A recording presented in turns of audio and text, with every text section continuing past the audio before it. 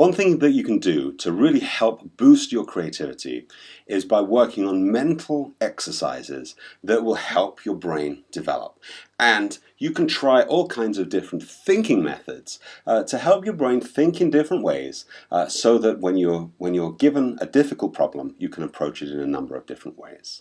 One of my favorite thinking exercises that really genuinely helps make ideas very realistic and very achievable is something called convergent and divergent thinking.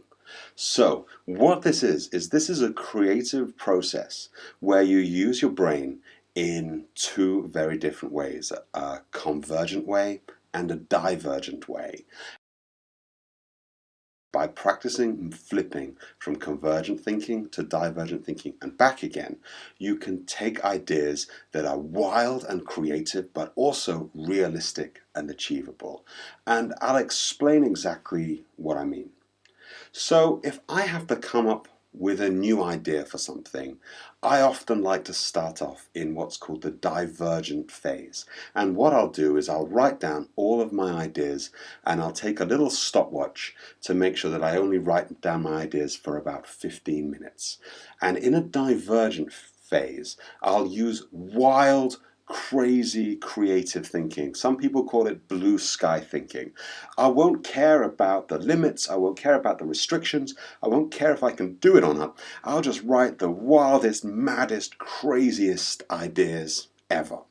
And you might know somebody who's a divergent thinker. Divergent thinkers, if you say, what are you going to do on the weekend? A divergent thinker might say, oh, we can do anything. We can get a car, we can drive to Las Vegas, we can have a party, we can do whatever we want. Well, it's great.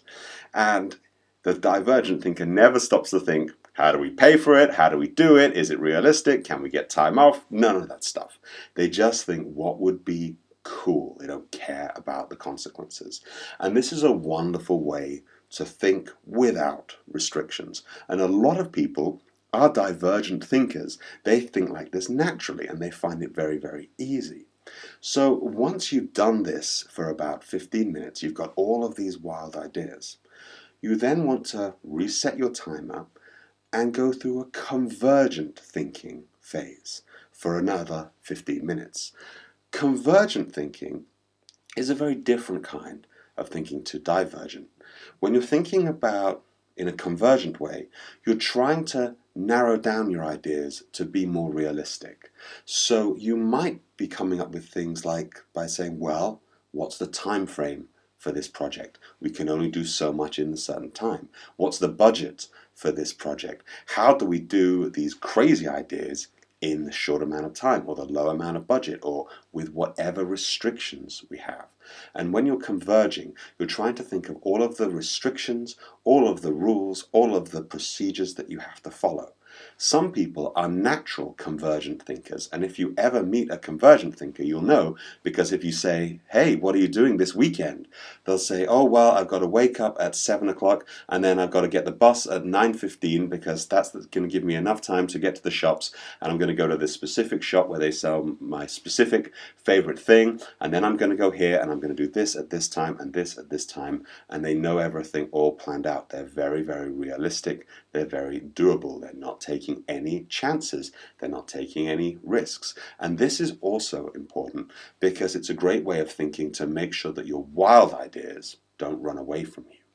So what you can do is you can spend 15 minutes with divergent thinking, 15 with convergent, and then flip again back to divergent, convergent, divergent, convergent, and eventually you'll start to find ideas that are wild and crazy, but also realistic and achievable. Your divergent allows you to think about what would be wonderful to do, and your convergent allows you to think, well, it would be wonderful, but how can we afford it? How can we manage it? How can we get the skills?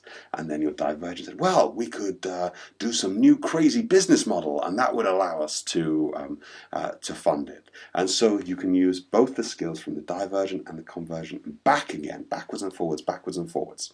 Now, it is a little bit tricky, especially if you are a very, very, very divergent thinker and you say, don't bother me with the rules and regulations, or if you're a very, very convergent thinker and you say, be realistic, this is never going to work, we've got to make something that does what it's supposed to do. But if you can team up with other people who have these different strengths and you can watch and see how they think, it can help your brain in your creative process. And I guarantee you, everybody has a little bit of a divergent thinker in them and a little bit of a convergent thinker. You might just be more skilled in one area than the other. So by setting a timer and giving yourself a 15-minute challenge in each area will really help your brain loosen up and think in different ways, even if it might not feel so comfortable to you. So please give this a try, because this will help to develop your ideas. It will help to take them to the next level, to push them forward, to make sure that they're wild and creative and unusual, but also realistic and achievable. And these are the ideas that get made.